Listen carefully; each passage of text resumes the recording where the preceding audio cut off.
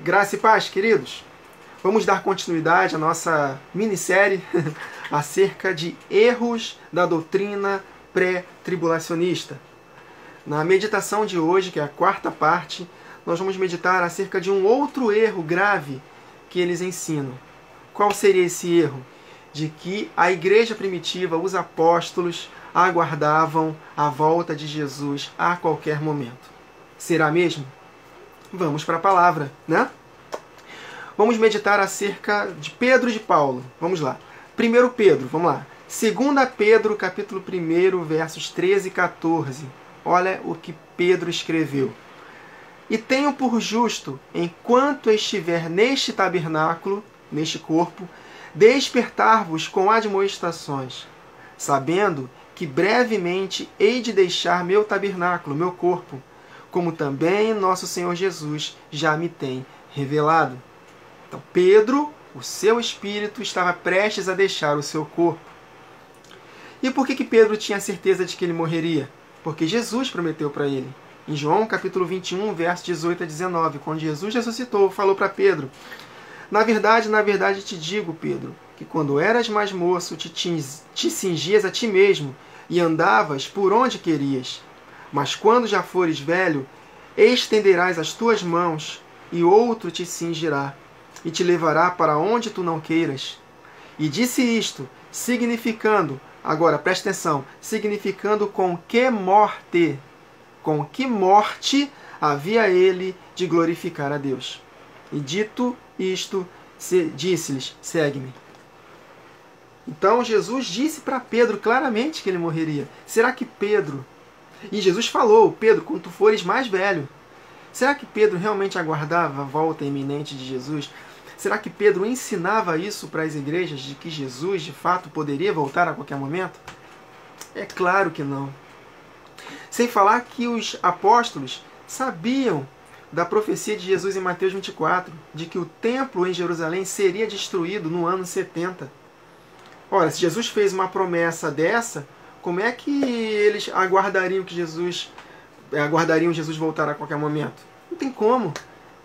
A não ser que eles não acreditaram na promessa de Jesus, de que no ano 70 o templo seria destruído, que não restariam pedra sobre pedra.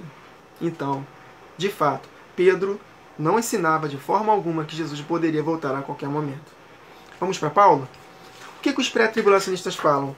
Eles leem 1 Tessalonicenses 4, vamos ler aqui no verso 17, e eles entendem errado, dizendo que Paulo aguardava Jesus voltar a qualquer momento.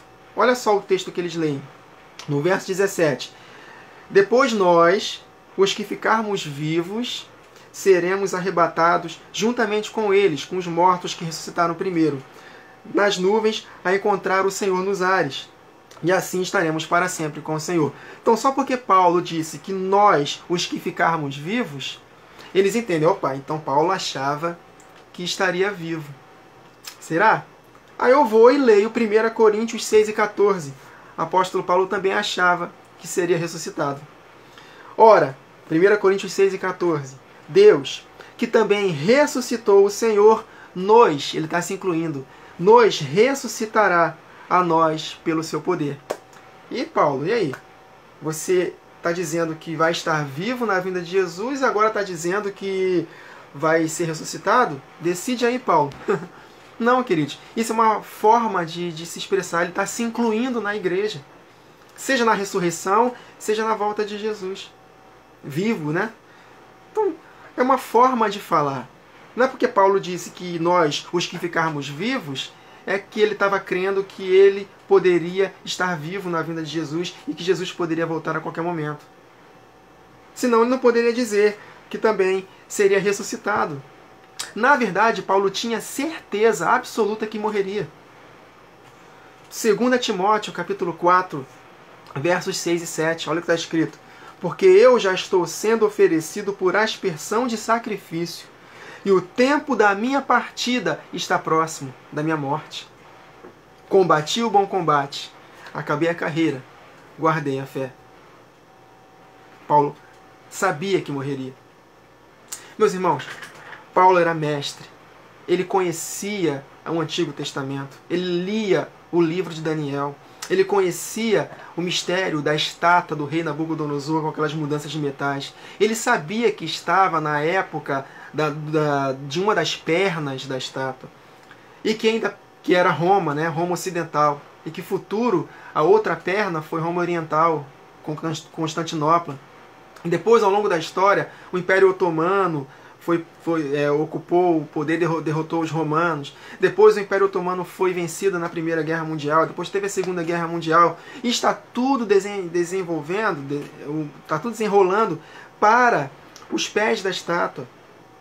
No sonho do rei Nabucodonosor, a pedra, que é Cristo, voltando, ele não cai em nenhuma outra parte da estátua, a não ser nos pés da estátua, que tem 10 dedos.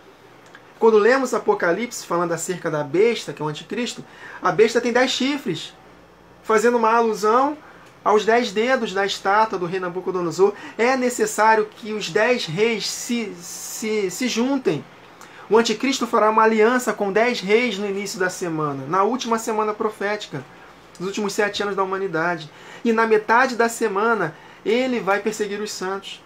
Desses 10 reis, ele vai derrubar 3. Desses 3 chifres derrotados pelo chifre pequeno, ele vai surgir no lugar dos 3. O anticristo ele é também chamado de chifre pequeno em Daniel 7.